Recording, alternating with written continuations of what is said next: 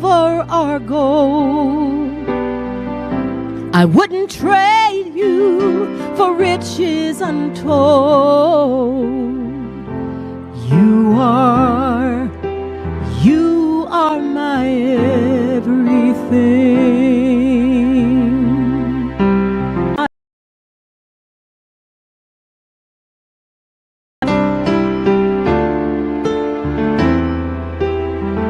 I wouldn't take one step without you. I could never go on. I wouldn't live over a goal, I wouldn't trade you. I wouldn't trade you for riches untold. You are untold. You are my everything. You are my everything.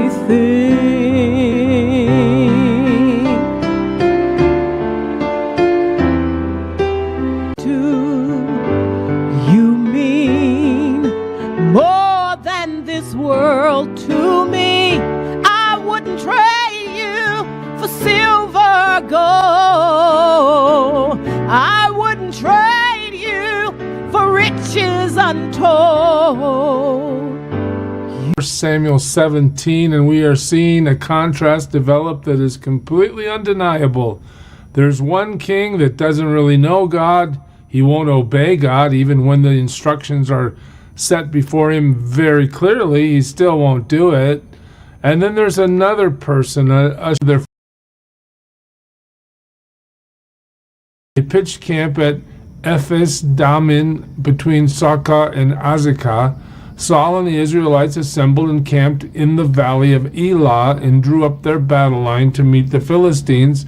It was common in the ancient world that one army would be on one ridge and one army would be on the other ridge, and there'd be a valley or a plain in between them, where they would eventually, after looking at each other for a while and screaming threats at each other, they would eventually rush into that middle ground and kill each other to see who could win the battle. All right, so that's what's set up here in the first part of chapter 17. The Philistines occupied one hill and the Israelites another, with the valley between them. Oh, here we go. A champion named Goliath, heard of him? Who was from Gath, came out of the Philistine camp. Look at this. Listen to this. He was over 9 feet tall. Could have been an NBA star. He had a bronze helmet on his head and wore a coat of scale armor of bronze weighing 5,000 shekels. The point being, you and me, we couldn't even pick it up. He wears it as a garment. On his legs, he wore bronze greaves. Those are like shin protectors. And the bronze javelin, again made out of metal, very heavy, was slung on his back. His spear shaft was like a weaver's rod, again huge and heavy, and its iron point weighed 600 shekels. His shield bearer went ahead of him. Why all this detail? Well, we're being painted a picture here, aren't we? This guy is massive with massive weaponry, and he has to be stronger than 10 guys. I mean, it just sounds like he's invincible. Goliath stood and shouted to the ranks of Israel, "Why do you come out to line up for battle? Am I not a Philistine? And are you not the servants of Saul? Choose a man and have him come down to me." Here comes the threat. "If he's able to fight and kill me, we will become your subjects. But if I overcome him and kill him, you will become our subjects and serve us." Hey, so let's forget about the paradigm of everybody rushes into the middle and tries to kill each other. Just send one of your guys. Well, of course, who can compete with a monster, with a giant, with a guy that's so abnormally huge? What man could do that? It's impossible. Or is it?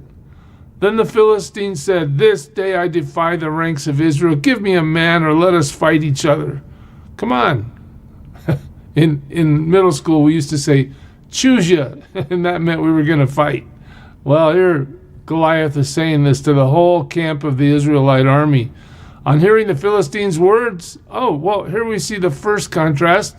What happens? Saul and all the Israelites were dismayed and terrified. Okay, so the guys that have no faith, no understanding of the power of God, no willingness to submit to the command of God, they're terrified. Why? Because the threat is real. They're going to die for sure. God is not in their equation at all. Now, David was the son of an Ephrathite named Jesse, who was from Bethlehem in Judah. Jesse had 8 sons, and in Saul's time he was old and well advanced in years. Jesse's 3 oldest sons had followed Saul to war. The firstborn was Eliab, the second Abinadab, and the third Shammah. So Jesse's old. He had 3 guys from his family are already there at the fight. David, here we go, 17:14. Here comes the foil, the contrast to the power of Saul. David was the youngest. The 3 oldest followed Saul, but David went back and forth from Saul to tend his father's sheep at Bethlehem. 15, David's still running back and forth, going back home to worry about the sheep, and then bringing supplies back to his brothers who are in the army. For 40 days, the Philistine came forward every morning and evening and took his stand. So 6 weeks are going by. Goliath is screaming out insults to the Israelite army. The Israelite army is terrified. David's going back and forth. Now Jesse said to his son David, take this ephah of roasted grain and these 10 loaves of bread for your brothers and hurry to their camp. Take along these 10 cheeses to the commander of their unit. See how your brothers are, and bring back some assurance from them. So the author of the story is intent on bringing us the fact that David has nothing to do with fighting. He's the grocery boy. He's running food back and forth. He's told to bring a report to Dad. Well, they are with Saul and all the men of Israel in the valley of Elah fighting against the Philistines. Well, early in the morning, David left the flock with a shepherd, loaded up, and set out as Jesse had directed. He reached the camp as the army was going out to its battle positions, shouting the war cry. Again, every day we're going to yell at each other till we decide to actually fight. Israel and the Philistines were drawing up their lines, facing each other. David left his things with the keeper of supplies. He ran to the battle lines. He greeted his brothers. As he was talking with them, Goliath, the Philistine champion from Gath, stepped out from his lines and shouted his usual defiance. Here we go. And David heard it. Now David is aware of this giant talking about how he's going to kill those Israelites. When the Israelites saw the man, they all ran from him in great fear. The text is sure to tell us that the whole army is unwilling to encounter Goliath because of his size. They're afraid. Now the Israelites had been saying, do you see how this man keeps coming out? He comes out to defy Israel. The king will give great wealth to the man who kills him. He will also give him his daughter in marriage. In other words, you're going to be part of the royal family if you can kill this guy. And he'll be exempt from he will exempt his father's family from taxes in Israel. Wow, hey, you get a bride and you get out of paying taxes? Man, not to mention the victory, right? There's a lot of incentive here. David asked the men standing near him, what will be done for the man who kills this Philistine and removes this disgrace from Israel? And then watch this question. Who is this uncircumcised Philistine that he should defy the armies of the living God? There it is. Pay attention to that. Why? Because David recognizes that God is real. David recognizes the offense to God that this Philistine named Goliath is presenting, and David is indignant. He's not going to just sit back and go, well, we should run for it. No, he's upset to the point where he's going to do something about it. It's his heart. Remember, God's looking for the one with the heart. Well, David shows it here. They repeated to him what they had been saying and told him, this is what will be done for the man who kills him.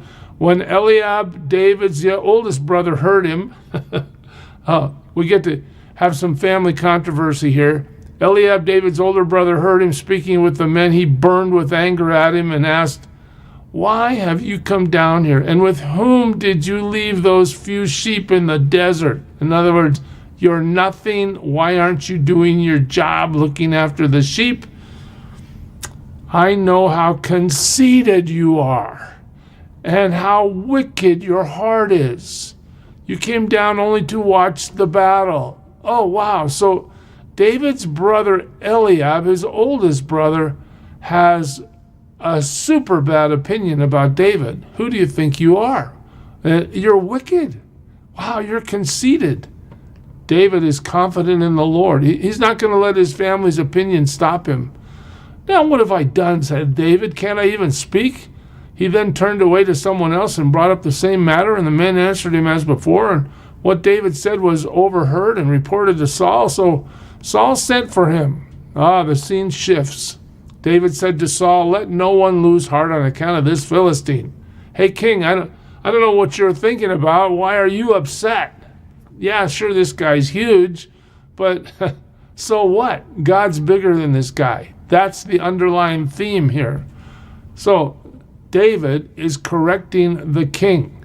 David says, your servant will go and fight him. Saul replied, you're not able to go out against this Philistine and fight him. Why not? Well, you're only a boy.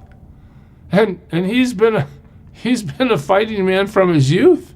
This guy's a warrior. He's huge. You're just a little shepherd boy. You can't do anything. But David said to Saul, your servant has been keeping his father's sheep. When a lion or a bear came and carried off a sheep from the flock, I went after it, struck it, rescued the sheep from its mouth. When it turned on me, I seized it by its hair, struck it, and killed it.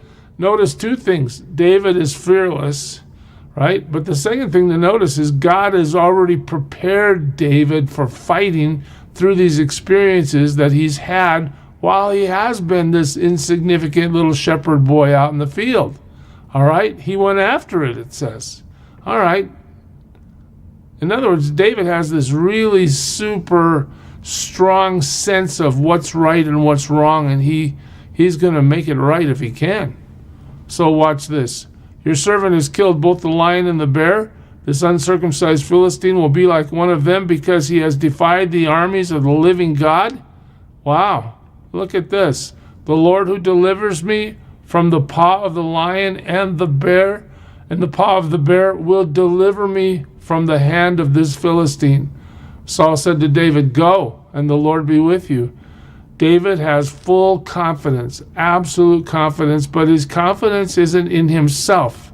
His confidence is in the God he serves. The Lord will deliver me. Then Saul dressed David in his own tunic. He put a coat of armor on him and a bronze helmet on his head.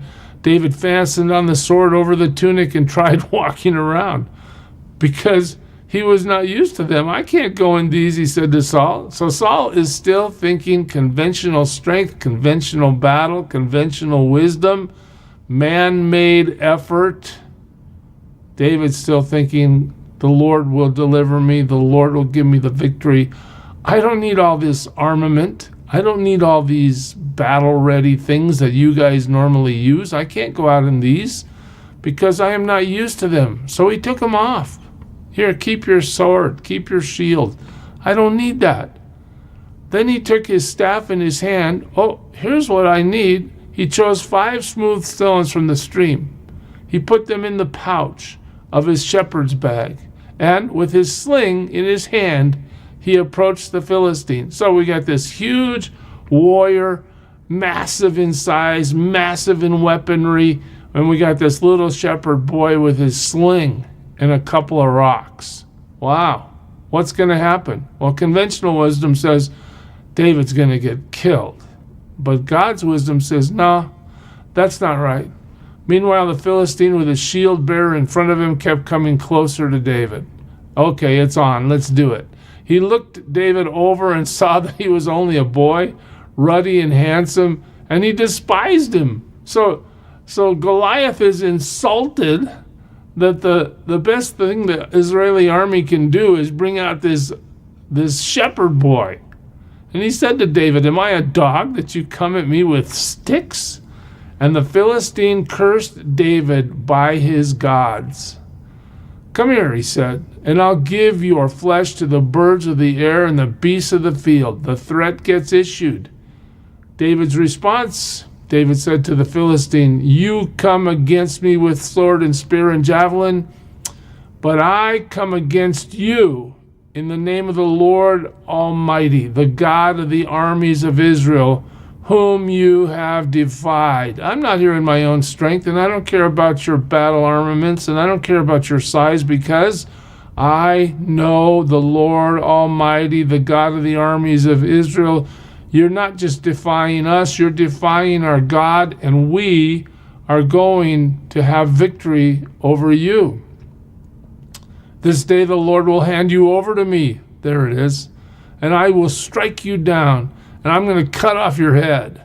Today I will give the carcasses of the Philistine army to the birds of the air and the beasts of the earth, and the whole world will do what?" Well, notice two things. This day the Lord will. You see that? The Lord will. I'm not dependent on my own strength. I'm dependent on him. And everybody in the world's going to know there's a God in Israel by the time we're done with this. All those gathered here will know that it is not by sword or spear that applied, and their giant is dead.